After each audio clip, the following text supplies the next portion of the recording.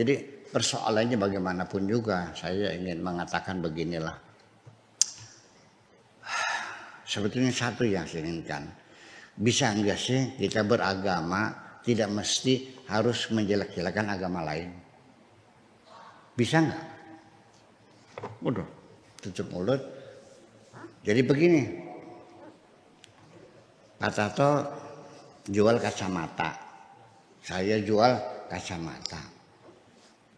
Tolong Pak Tato, silakan Anda masukkan kacamata dalam advertensi, dalam periklanan, silakan disosialisasikan. Sebatas Anda menyanjung-nyanjung produk Anda. Produk saya bagus, ya kan, bahannya istimewa, garansinya sekian tahun, harganya murah, boleh kredit dan sebagainya. Silakan itu dalam wilayah Anda. Tapi tolong jangan jelek-jelekin kacamata saya. Itu aja kok, susah banget sih. Apapun agamanya, silahkan berdakwah. Negara kita ini bukan negara sekuler kok. Ya, bukan. Kita ini bukan negara sekuler lah. Artinya ngurusin agama juga. Silahkan Anda berdakwah. Katakan agama saya adalah agama yang baik, yang mengajari kemanusiaan, yang memuliakan manusia, keadilan sosial, supremasi hukum, dan bla bla bla bla bla bla. Sudah selesai. Tidak usah nyebut-nyebut agama orang lain, menyalah-nyalahkan agama lain yang tidak asli, yang ini, yang ini, yang ini. Bisa nggak begitu kira-kira? Iya dong. Untuk menjaga supaya negeri kita ini, negara Indonesia ini kondusif, aman, tentram, jangan bertengkar. Pertengkaran antara kita ini bisa menghambat pembangunan kok. Bahkan bisa bubar negeri kita ini. Iya, dan hari kita harganya mahal. Silakan Anda sanjung setinggi-tingginya, silakan Anda berargumentasi, pujilah agama Anda, tapi tolong jangan menjelek-jelekan agama orang. Itu saja minta saya. Jangan menyesat-nyesatkan agama orang lain. Jangan menyesat-nyesatkan mazhab orang lain. Udah tutup mulut sudah. Tawakkaltu 'ala Allah fawwidu amri ila Allah, terserah Allah sajalah. Bisa enggak begitu? Lah iya kan, saya hanya minta itu kok susah banget sih. Iya. Saya enggak minta uang kok, enggak. Saya enggak minta dibayar dengan jumlah, enggak. Saya enggak minta dihormati, enggak. Cuma saya minta tolong jangan menjelek-jelekan mazhab orang lain, jelekin orang lain. Sebab kita sendiri, nah kita kembali kepada Islam sendiri. Antara umat Islam juga jangan menyesat-nyesatkan mazhab lain. Apakah itu Syiah, apa itu Mu'tazilah, apa itu Qadariyah, Jabariyah, Murji'ah, ya Wahabiyah, ya kan? Apa yang dan sebagainya. Udah jangan menjelek-jelekan agama lain. Udah, kalau Anda yakinnya begitu, mazhabnya Syafi'i silakan jalani mazhab Syafi'i, nggak usah jelek-jelekin mazhab yang lain. Bisa nggak begitu? Harus bisa dong. Iya, dulu pernah ada kasus orang jual obat nyamuk, iklannya obat ini, tapi dia mengomentari mana ada nyamuk takut sama roda, kan digugat loh. Iya, ya itu maksudnya.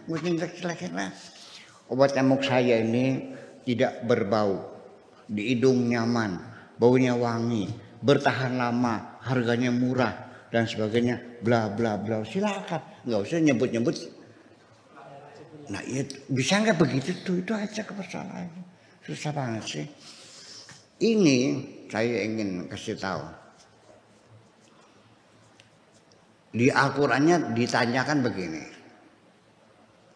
Qul hal nunabbi'ukum bil akhsarina a'mala.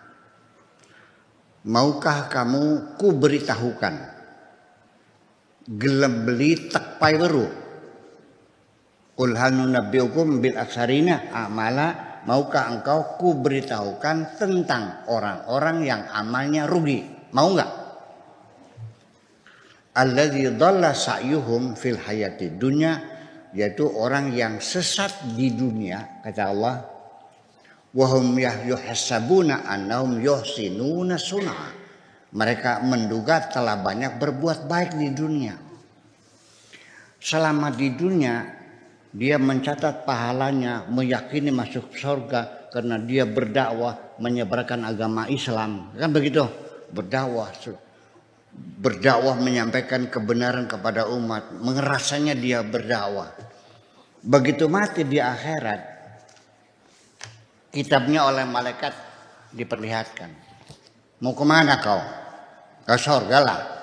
Dasarnya apa? Aku berjuang membela Islam, berdakwah. Kata malaikat, kami mencatat gara-gara kamu yang murtad ribuan orang. Karena kau berdakwah dengan bawa pentungan dan takbir. Orang yang sudah sholat kau bid'ah-bid'ahkan. Yang kunut bid'ah, yang ini bid'ah, yang ini bid'ah. Ngurusin orang yang sudah sholat bid'ahin. Iya, berdakwah bawa nasi, bawa lauk pauk, bawa indomie, bawa duit, bawa obat. Berdakwah, bukan bawa pentungan dong. Gara-gara kamu berapa ribu orang yang murtad. Ya sabuna annahum yuhsinuna sun'a. Iya, dikiranya berbuat baik di dunia, ternyata dicenderung kejahatan. Ya, wahum yahsabuna annahum yuhsinuna sun'a. Jadi begini aja lah maksud saya. Sudahlah. Jangan membedakan orang yang kunut, yang salaman setelah sholat, bid'ah. Dengar enggak? Zikiran bersama bid'ah. Gini, begini saudara-saudara sekalian. Kamu jangan terlalu yakin bahwa sholat kamu persis seperti sholatnya Nabi. Memang Nabi mengatakan shollu kama ra'aitumuni usalli. Tetapi kamu jangan meyakini bahwa sholat kamu itu persis seperti Nabi. Yang tidak seperti kamu itu bid'ah. Dari mana dasarnya? Kita ini semuanya tidak pernah melihat Nabi sholatnya seperti apa. Karena deskripsi tentang sholat sendiri itu setelah Nabi tiada. Dan mereka tidak mendapatkan bukti-bukti yang meyakinkan bahwa Nabi sholatnya seperti ini. Dari mana tadi begitu? Ternyata karena para ulama mujtahidin ketika menjelaskan sholat seperti apa, ternyata berbeda-beda. Ada yang baca Fatihah, ada yang tidak baca Fatihah.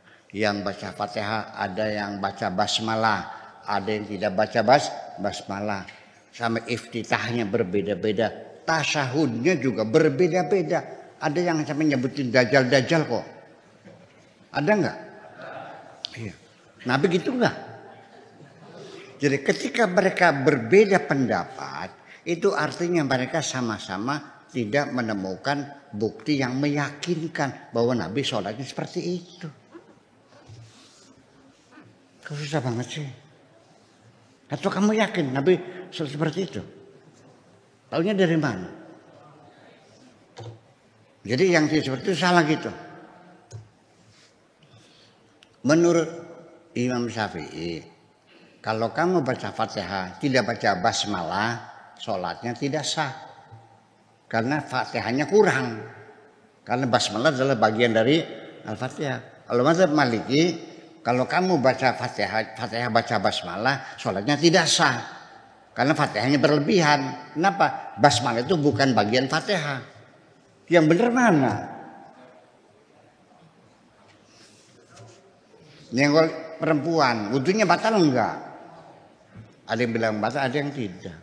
Terus yang benar mana? Selagi mereka berbeda pendapat, artinya mereka sama-sama juga tidak tahu. Imam Syafi'i juga tidak sezaman dengan Nabi kok. Dia tidak tahu Nabi berdasarkan kata hadis, katanya. Yang ini katanya juga hasilnya berbeda-beda. Jadi kalau sama-sama sekedar menduga-menduga. Jadi artinya bukan hanya sholat saja, fikih hukum Islam itu dzununun, dugaan panjang. Ya kan? Bisa enggak sih tidak bertengkar? Saya minta tidak banyak kok. Jangan bertengkar, bisa enggak?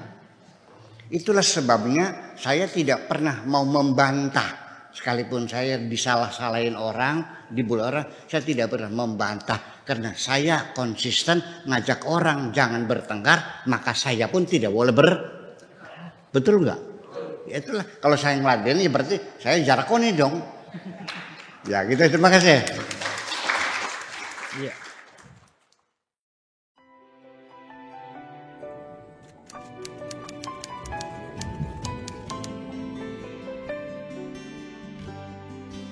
Aku hanya ingin berbagi kebahagiaan dan tidak menggurui siapapun. Terlalu sulit bagiku untuk menyalahkan siapapun. Akan tetapi apabila ada orang yang ingin mengisi raportku, tentu aku sangat gembira sekali. Dan kujamin aku tidak akan sakit hati sedikit.